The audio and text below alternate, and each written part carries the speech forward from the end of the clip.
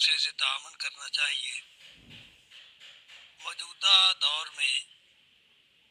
پنجاب حکومت نے ائمہ مساجد کی اعانت کا فیصلہ کیا ہے۔ میں یہ سمجھتا ہوں کہ یہ ان کا بہت ہی مستحسن اقدام ہے، بڑا اچھا اقدام ہے کہ ایسے طبقے کی اعانت کا ان کو خیال آیا جو کہ اللہ کے دین کی خدمت پہ معمور ہے، اور کبھی اس نے احتجاج نہیں کیا، کبھی کوئی مطالبہ نہیں کیا۔ تو میں یہ سمجھتا ہوں کہ پنجاب حکومت کا یہ بہت ہی اچھا اقدام ہے، لیکن شرط یہ ہونی چاہیے کہ اس کے پیچھے کوئی دنیاوی مقاصد یا سیاسی مقاصد نہ ہو، تو پھر تو بہت اچھا اقدام ہے، کیونکہ رسول اللہ صلی اللہ علیہ وسلم نے بھی ایسے لوگوں کے ساتھ ہمدردی کا اظہار کیا جنہوں نے اپنے آپ کو دین کے لیے وقف کیا ہوا تھا، اور آپ صحابہ کو یہ ترغیب دیتے کہ ان کی گزر اوقات کا وہ خیال رکھیں،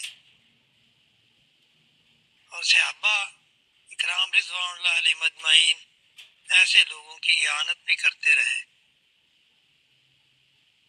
تو اس لیے جو صاحبان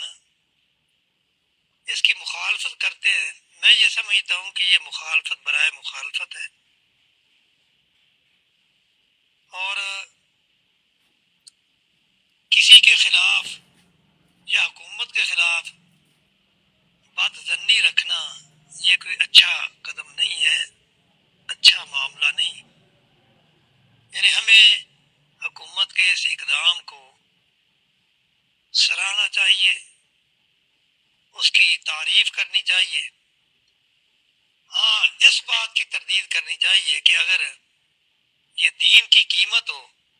تو پھر علماء کو یہ چیز نہیں دینی چاہیے، کیونکہ حضرت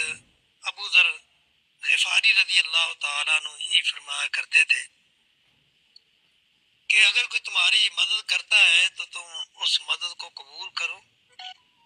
لیکن اگر وہ دین کی قیمت میں وہ مدد کرتا ہے تو پھر اسے قبول نہ کرو۔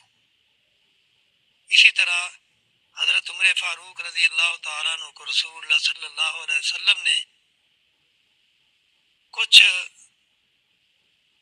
دینے کا ارادہ کیا، انہوں نے انکار کیا،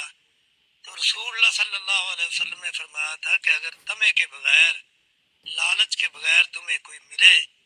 دنیاوی مال تو اسے قبول کر لیا کرو، اس کو قبول کرنے میں کوئی حرج نہیں۔